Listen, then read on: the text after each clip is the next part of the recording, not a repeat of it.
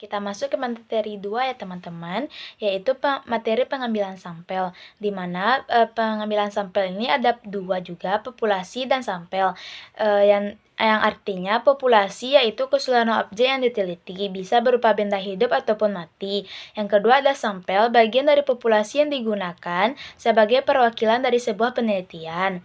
Nah, kegunaan sampling ini yaitu menghemat biaya dan tenaga, mempercepat penelitian, memperluas ruang lingkup penelitian, dan memperoleh hasil yang lebih akurat.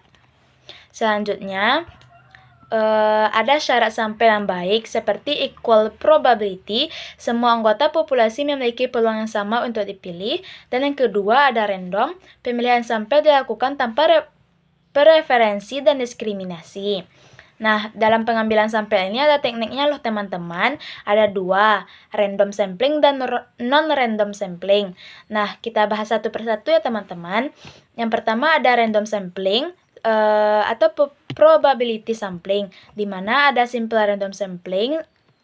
Setiap anggota populasi memiliki peluang sama untuk dipilih, bisa menggunakan undian ataupun tabel bilangan random. Yang kedua ada systematic random sampling, memilih sampel berdasarkan interval tertentu dari populasi. Yang ketiga ada stratified random sampling, yang artinya populasi dibagi menjadi beberapa kelompok strata, lalu sampel diambil dari setiap strata yang dari kelompok tadi. Yang keempat ada cluster random sampling, yang artinya pengambilan sampel dilakukan terhadap satu kelompok atau populasi tertentu, cluster. Nah, yang terakhir multi-stakeholder random sampling, yang artinya pengambilan sampel dilakukan secara bertingkat dan populasi yang lebih luas. Nah, yang kedua ada non-random sampling, ada 4 juga ya teman-teman, accidental sampling, quota sampling, purposive sampling, dan snowball sampling. Nah, kita jelaskan satu-satu ya teman-teman. Yang pertama, accidental sampling, pemilihan sampel secara kebetulan. Dan kedua ada quota sampling, menentukan jumlah sampel dari setiap kategori tertentu. Nah, yang ketiga, purposive sampling, yang artinya pemilihan sampel berdasarkan pertimbangan tertentu. Nah, yang terakhir, snowball sampling, menggunakan jaringan referensi dari awal sampai akhir. Nah, teknik sampling yang tepat harus disesuaikan dengan tujuan penelitian dan karakteristik populasi, sehingga hasilnya akurat dan representatif.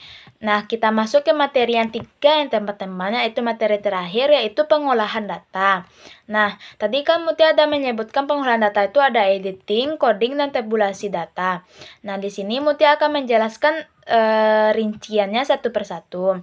Sebelum itu, Mutia akan menjelaskan yaitu pengolahan data itu proses mengubah data mentah menjadi informasi yang setiap dianalisis. Nah, pengolahan data itu memiliki beberapa tahapan penting. Yang pertama, editing. Tahap pemeriksaan perbaikan data sebelum diproses lebih lanjut. Tujuannya itu memastikan bahwa data dikumpulkan lebih lengkap, valid, dan konsisten. Contohnya tuh, memastikan bahwa data yang diinput sesuai dengan format yang telah ditentukan. Habis itu contoh yang lainnya tuh memeriksa apakah ada pertanyaan dalam kuesioner yang tidak dijawab oleh responden.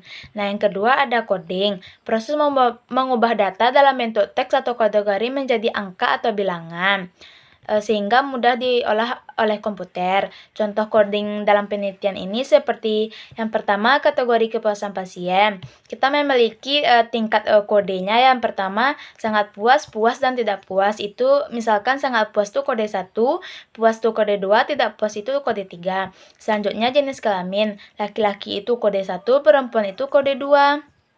Nah, selanjutnya processing.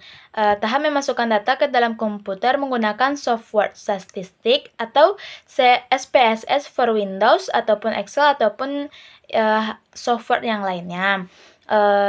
Kita masuk seperti entry data, memasukkan data dari kuesioner lainnya ke dalam program.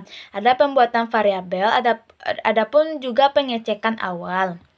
Nah, yang terakhir ada cleaning, proses pengecekan data yang sudah diinput untuk memastikan data yang telah diinput tadi itu tidak mengalami kesalahan dalam entry datanya.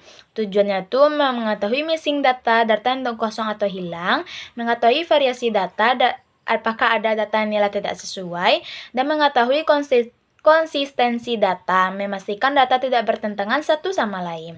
Nah, contoh dari cleaning data tersebut, jika jenis kelamin dikodekan sebagai satu laki-laki dan kode 2 perempuan, tetapi ada data berbeda, maka harus diperbaiki.